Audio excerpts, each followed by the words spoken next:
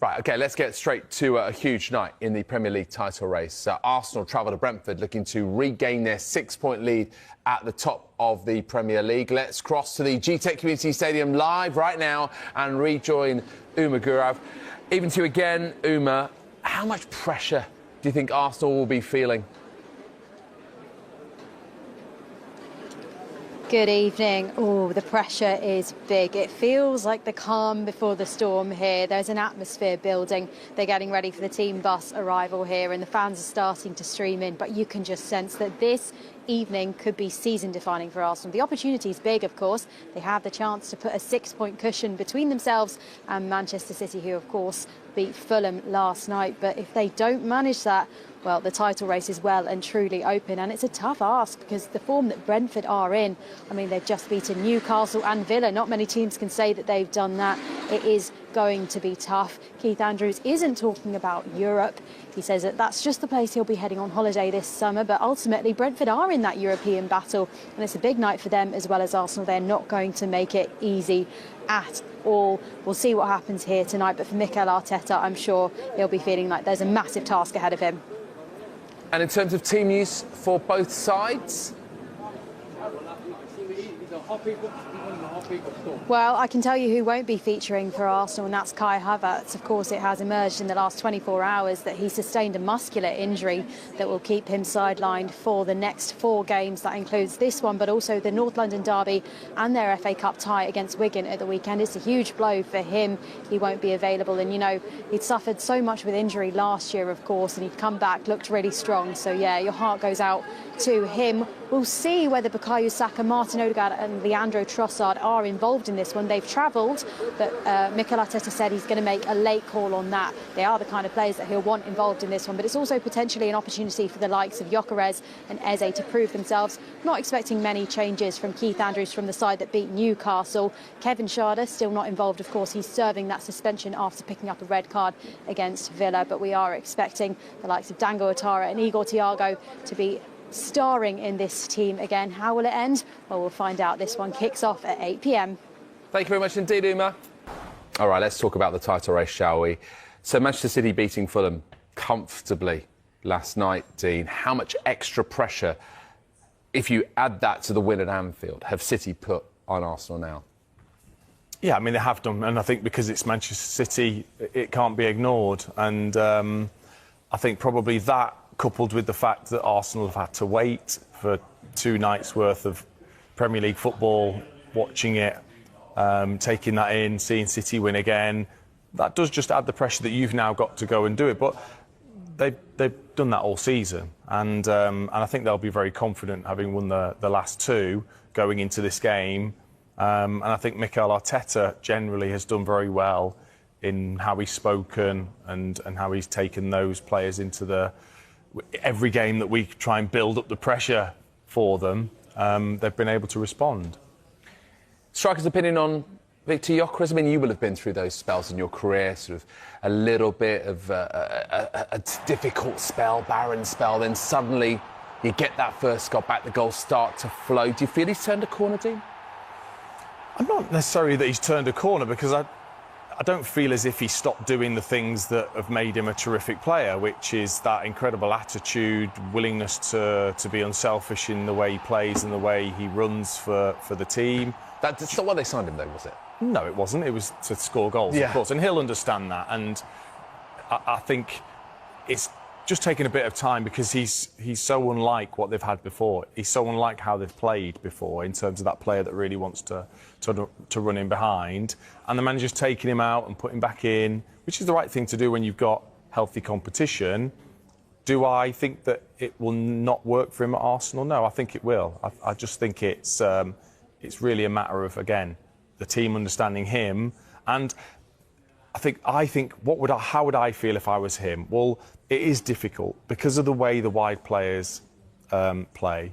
How many runs do you have to make before the ball actually comes in? And I think that still needs to be worked on, in terms of him knowing when it's likely to come in, them knowing when is the right time to play it in for him. I still don't really see that connection yet. Do they trust? Does his teammates trust him? Paul Merson suggests that they don't yet trust Victor Gyökeres. Would you agree with that?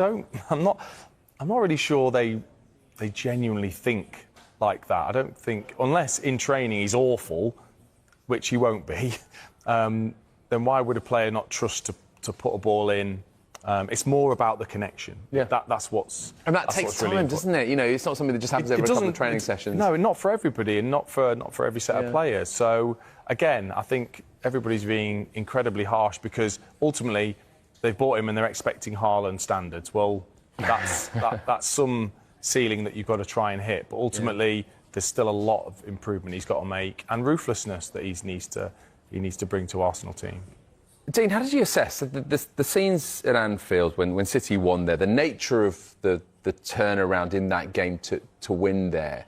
Did it feel like a significant result, or did it feel like they were celebrating a bit like Arsenal celebrated when they beat Bournemouth deep into added time and, you know, it felt like it was a significant result, but ultimately they ran out of steam after that? I think it was very significant for Manchester City and for their players to genuinely feel like they were keeping because they know they can't really make too many more mistakes. They know they have to keep winning to genuinely put that pressure on Arsenal to really see. And you know, we can question that as we get towards the end of the season. Will Arsenal continue to win games when they need to? And tonight's a prime example of that.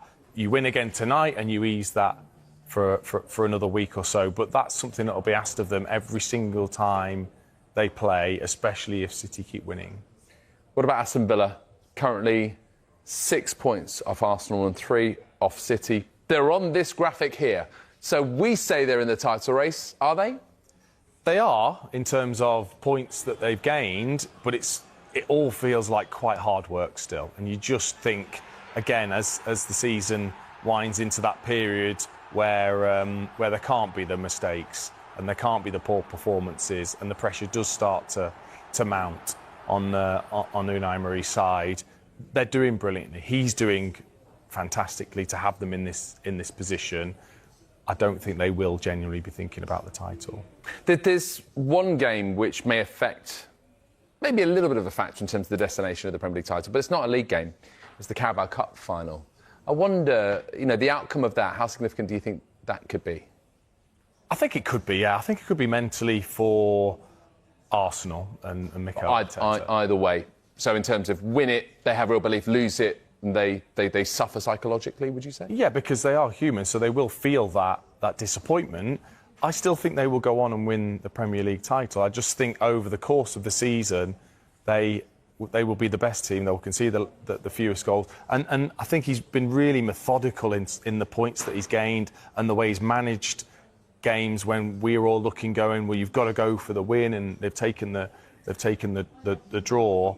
I think this is going to be their season. And tonight we can all look and think, well, Brentford, what a difficult game it is. Well, they haven't lost in 9 games against Brentford. They've won 7 of those. So really, they're not going to be going into the game. I wouldn't have thought feeling particularly worried about it. I would expect them to go and win the game. Just on the Carabao Cup final again, would you say it's more significant for Arsenal than it is for City, regardless of the outcome? Because City are sort of, I suppose, used to this scenario, have been in this position way more, both in finals and in terms of title races. Yes, because everybody's questioning, have Arsenal, the players and the manager, got the mentality to get over the line and win something? That's what's being questioned of them. So if you do it in the first competition of the season against a rival that you're up against in the Premier League and other competitions, what a boost that is. All of a sudden some of the doubters go away because you've done it in that first competition, and you feel it. You will feel it as a player if Arsenal were to win. I'm playing a lot in the kind of hypothetical realm here, but I think obviously Arsenal fans are desperate to win the Premier League after such a long time having not won it. Would they take that over any combination of any of the other competitions they're involved in, multiple titles other than the Premier League? Champions League and Carabao Cup versus Premier League? Yeah, I mean, the Champions League, of course, it would be huge for Arsenal. Which they've never won. For the first time. Yeah. But, of course, the Premier League would be... I think one of those two is what they would expect. In the positions that they're in, how great they've been already this season, you've got to go and try and win those, at least one of those two. And I expect them to. I expect them to win one of those competitions. Well, by the way, Carabao Cup final, of course.